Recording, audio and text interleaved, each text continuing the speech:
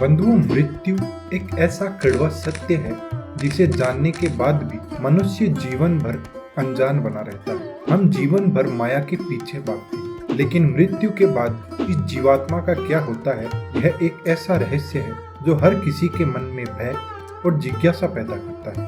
बंधु, हमारे ग्रंथ और खास करके गरुड़ पुराण हमें जन्म, मृत्यु और उसके बाद के सफर का पूरा सच बताते हैं। आज हम गरुड़ पुराण के धर्म कांड में वर्णित एक ऐसी कथा सुनने जा रहे हैं जिसे स्वयं भगवान श्री कृष्ण ने पक्षीराज गरुड़ को सुनाया था। यह सिर्फ एक कहानी नहीं, बल्कि हमारे कर्मों का वो आईना है जिसे देखकर हम समझ पाएंगे कि हमारे द्वारा किया गया एक छोटा सा पाप भी मृत्यु के बाद कितनी भयंकर सजा बन सकता है। यह कथा है एक अत्यंत ज्ञानी ब्राह्मण संतप्तक और उन 5 महाभयंकर नरभक्षी प्रेतों की, जिनकी कथा सुनकर कोई भी चकित हो जाए। बंधुओं, प्राचीन काल की बात है। संतप्तक नाम की एक महान और श्रेष्ठ ब्राह्मण हुआ करते थे। उन्होंने अपने जीवन में घोर तपस्या की और उस तपस्या के बल पर अपने शरीर और आत्मा को पूरी तरह से पाप रहित कर दिया। इस पूरे संसार को वे नश्वर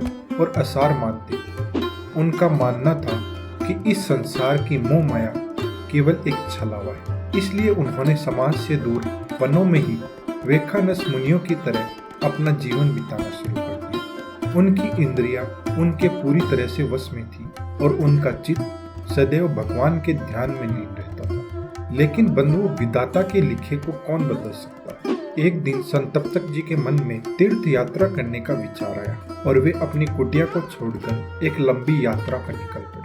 बंधुओं, संतप्तक मुनि को यात्रा करते हुए कई दिन बीत गए थे, लेकिन पूर्व जन्म के किसी प्रारब्ध या संस्कार के कारण वह मुख्य मार्ग से भटक गए। दोपहर का समय हो गया। सूर्य देवता आसमान से जैसे आग बरसा रहे थे। प्यास के मारे ब्राह्मण का कंठ सूखने लगा। जब उन्होंने जल की तलाश में अपनी नजरें दौड़ाई तो उन्हें अपने सामने एक ऐसा घनघोर और डरावना जंगल दिखाई दिया जिसे देखकर एक पल के लिए उनके कदम भी रुक गए। वह वन इतना विशाल और सघन था कि वहां ताल, तमाल, कटहल, चंदन, साल और नीम जैसे अनगिनत वृक्षों ने आसमान को पूरी तरह से ढक लिया था। वृक्षों की शाखाएं और लताएं आपस में इस तरह झूलती हुई थी कि वहां दिन के उजाले में भी घोर अंधकार छाया हुआ था।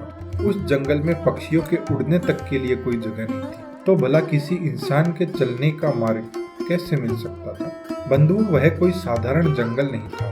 वहां कदम कदम पर मृत्यु थी। खूंखार सिंह, बाघ, जंगली हाथी, भालू और भयानक पिशाच उस अंधेरे वन में वास करते थे। संतप्तक जी उस भयानक वन को देखकर सिहर उठे।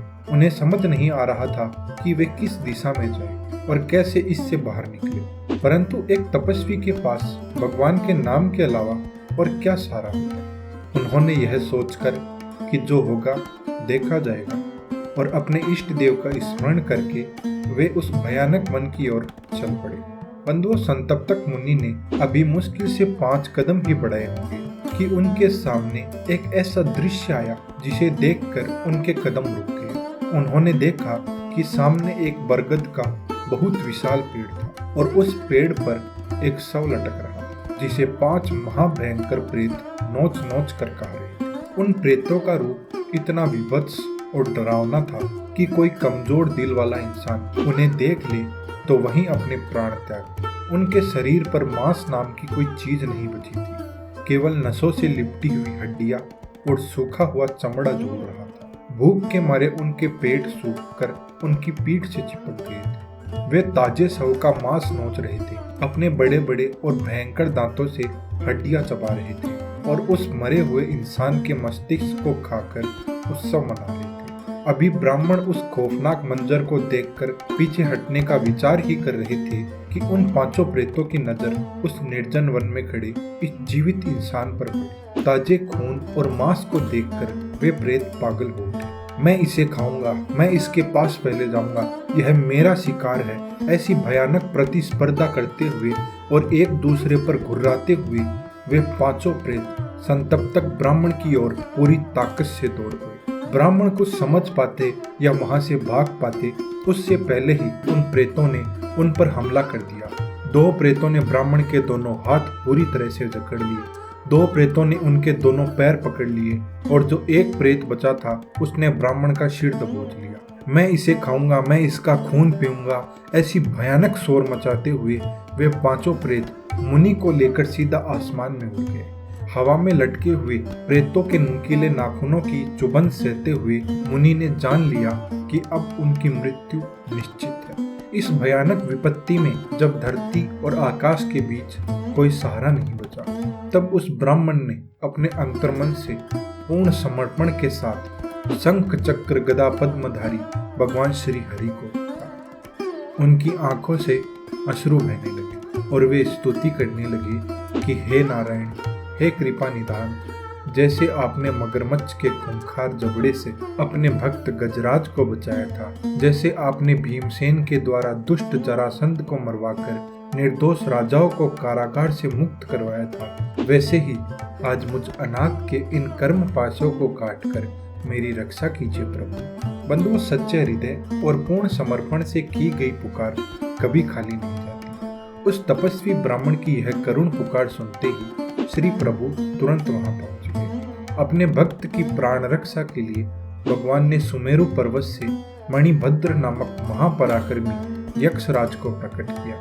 और उन्हें आज्ञा दी कि वे तुरंत जाकर उन प्रेतों का नाश करें। प्रभु का आदेश पाते ही यक्षराज मणिभद्र ने पलक झपकते ही एक अत्यंत विशाल और खौफनाक रूप धारण कर लिया और उन उड़ने वाले प्रेतों के ठीक सामने जा पहुंचा। मणिभद्र ने अपनी विशाल और शक्तिशाली भुजाओं को फैलाया और एक ही झटके में उन प्रेतों पर ऐसा भयानक हमला किया कि वे पांचों प्रेत दर्द से चिल्ला उठे। यक्षराज ने अपनी ताकत से उन प्रेतों की पकड़ को ढीला कर दिया और ब्राह्मण संतप्तक को उनके चंगुल से छुड़ा लिया। उन प्रेतों ने क्रोध में आकर अपने नुकीले नाखूनों और दांतों से मणिभद्र पर हमला किया, लेकिन यक्षराज के परम तेज के सामने उनकी एक न चली। बंधुओं, मणिभद्र के प्रहार और उस पवित्र ब्राह्मण संतप्तक के पुण्य प्रताप के कारण उस पूरे वातावरण की ऊर्जा बदल गई। जैसे ही उन प्रेतों ने ब्राह्मण की तरफ दोबारा देखा, उनके अंदर का सारा क्रोध, सारी भूख अचानक शांत हो गई। एक दिव्य प्रकाश ने उनके मस्तिष्क को छुआ और अचानक उन पांचों प्रेतों को अपने पूर्व जन्म की सारी यादें आ गई। उन्हें याद आ गया कि वे कौन थे, उन्होंने क्या पाप किए थे और वे इस नर्क जैसी योनि में क्यों तड़प रहे थे। ग्लानि और पश्चाताप की आग में झूलते हुए वे पांचों खूंखार प्रेत उस महान ब्राह्मण के चरणों में गिरकर फूट फूट कर रोने लगे। वे ब्राह्मण की प्रदक्षिणा करने लगे और हाथ जोड़कर क्षमा मांगने। अचानक हुए इस बदलाव को देखकर संतप्तक जी हैरान रह गए। उन्होंने अपने हाथ जोड़ते हुए प्रेतों से पूछा, हे प्रेतगण, आप लोग कौन हैं? पल भर पहले जो मुझे नोच खाने को आतुर थे, वे अब मेरे चरणों में क्यों गिरे हैं? क्या यह कोई माया है या मैं कोई स्वप्न देख रहा हूँ? मुझे अपने नाम और अपनी इस दुर्गति का कारण विस्तार से बताओ। बंधुओं, जब उन प्रेतों ने अपने पापों की कथा सुनाई तो वह हर व्यक्ति के लिए एक ऐसी चेतावनी बनी जिसे जीवन भर याद रखना चाहिए। इस कहानी से हमें पता चलेगा कि हमारे कर्मों का हमारे जीवन पर क्या प्रभाव पड़ता है। तो बंधुओं, पहले प्रेत ने हाथ जोड़कर रोते हुए कहा, हे विप्रदेव, मेरा नाम पर्युषित है। पूर्व जन्म में मैं एक संपन्न व्यक्ति था। एक बार श्राद्ध के पवित्र अवसर पर मैंने एक वृद्ध ब्राह्मण को भोजन के लिए अपने घर पर निमंत्रण किया।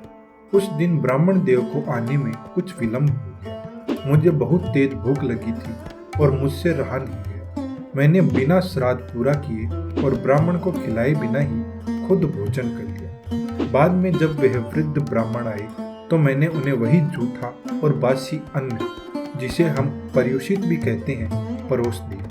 एक पवित्र ब्राह्मण और पितरों का अपमान करने के उसी महापाप के कारण मुझे यह प्रेत योनि मिली और मेरा नाम पर्युषित पड़ गया। बंधु, इसके बाद दूसरे प्रेत ने आगे आकर अपनी दर्दनाक कहानी सुनाई। उसने कहा, हे मुनिवर, मेरा नाम सूचिमुख, क्योंकि मेरा मुख एक सुई की नोक के बराबर है, इसलिए मेरा नाम सूचिमुख है। हे ब्राह्मण, मेरे पूर्व जन्म में मैं एक शक्तिशाली क्षत्रिय था, लेकिन मेरा मन पाप से भरा था। एक बार एक बेबस ब्राह्मणी अपने 5 साल के छोटे से बच्चे के साथ भद्रवट तीर्थ जा रही थी। मैंने एक सुनसान जंगल में उन्हें रोक लिया और उनका सारा सामान लूट लिया। वह छोटा बच्चा प्यास से तड़प रहा था और रो रहा था। उसकी माँ ने जब उसे एक पात्र से पानी पिलाना चाहा तो मैंने उस मासूम से वो पानी छीन लिया और सारा जल खुद पी लिया। वह बच्चा मेरे सामने पानी पानी पुकारते हुए तड़प तड़प कर मर गया और अपने बच्चे के वियोग में उस माँ ने भी कुएं में कूदकर जान दे दी। हे ब्राह्मण, आज मेरा शरीर एक पहाड़ जितना विशाल है। मुझे भूख भी पहाड़ जितनी लगती है, लेकिन उस मासूम का पानी छीनने के पाप के कारण मेरा मुंह सुई के छेद जितना छोटा हो गया। मैं तड़पता हूँ, पर इस सुई जैसे मुंह से एक निवाला भी नहीं खाता। बंधुओं, अब तीसरे प्रेत ने रोते हुए अपनी कहानी आगे बढ़ाई। उसने कहा, हे द्विजराज, मेरा नाम शिग्रक है। पूर्व जन्म में मैं एक अमीर वेश्या था। मैं अपने एक घनिष्ठ मित्र के साथ दूसरे देश व्यापार करने गया था। मेरे मित्र के पास बहुत सारा सोना, हीरे जवाहरात और धन था। उस धन को देखकर मेरी नीयत डूब गई। वापसी के सफर में जब हम नदी पार कर रहे थे, मेरा मित्र थकान के कारण मेरी ही गोद में सिर रखकर सो गया। हे ब्राह्मण देव, लोभ ने मेरी बुद्धि भ्रष्ट कर दी और मैंने अपने ही सोते हुए मित्र को गहरे पानी में धकेल दिया और उसका सारा धन लेकर शीघ्र अपने घर भाग गया और उसकी पत्नी से झूठ बोल दिया कि उसे डाकुओं ने मार दिया। मित्र की हत्या और विश्वासघात के उसी पाप ने मुझे प्रेत बनाकर मेरा नाम शिग्रक रख दिया। बंधुओं, अब चौथे प्रेत की बारी थी। उसने कहा, हे ब्राह्मण, मैं रोधक, मैं पिछले जन्म में एक शुद्ध था, पर राजा की कृपा से मुझे 100 गौओं का अधिकार मिला था। मेरे पास बहुत पैसा था। मेरे घर में मेरे बूढ़े माता पिता और एक छोटा भाई था। पैसों के घमंड और लालच में आकर मैंने अपने सगे भाई को घर से धक्के मारकर निकाल दिया। जब मुझे पता चला कि मेरे बूढ़े माता पिता छुपकर उस गरीब भाई को खाना और पैसे देते हैं, तो मुझ पर शैतान सवार हो गया। मैंने अपने ही जन्मदाता मेरे माता पिता को एक सोने कमरे में मोटी जंजीरों से बांध दिया। उन्हें कैद कर लिया। उस घुटन और अपमान से टूटकर उन दोनों ने विष पीकर अपनी जान दे दी। अपने ही भगवान समान माता पिता को जंजीरों से बांधने के पाप ने मुझे यह रोदक नाम का प्रेत बना दिया। बंधुओं, अंत में 5वें प्रेत ने अपने कांपते हुए स्वर में बताया, हे विप्र, मैं लेखक नाम का प्रेत हूँ। मैं उज्जैन के एक भव्य मंदिर का पुजारी था। वहाँ भगवान की सोने की मूर्तियाँ थी, जिनमें बेशकीमती रत्न जड़े थे। हे विप्र, मेरी बुद्धि भ्रष्ट हो गई और मैंने एक नुकीले लोहे के औजार से उन मूर्तियों की आंखें और शरीर से वो रत्न कुरेद कुरेद कर निकाल लिए। जब राजा को इस चोरी का पता चला तो मैंने आधी रात को जाकर उस राजा का भी गला काट दिया। भगवान की मूर्ति को खंडित करने और राजा की हत्या करने के महापाप ने मुझे यह नरक दिया। बंधु, अपने इन घोर पापों को स्वीकार करने के बाद उन 5 प्रेतों ने संतप्तक जी को बताया कि उनके इन्हीं कर्मों के कारण आज उनका आहार मल, मूत्र, उल्टी और विष्ठा है। वे वहाँ वास करते हैं जहाँ धर्म, लज्जा, क्षमा और दया का कोई स्थान नहीं होता। इतना सब बताने के बाद वे प्रेत सच्चे मन से फूट फूट कर रोने लगे। उनका अहंकार टूट चुका था। वे श्री भगवान की स्तुति करने लगे थे। और बंधुओं, जब पश्चाताप सच्चा हो तो भगवान से बड़ा दयालु कोई नहीं है। और उसी क्षण अत्यंत दिव्य, तेजस्वी और अप्सराओं से युक्त 6 स्वर्ण विमान वहां आए।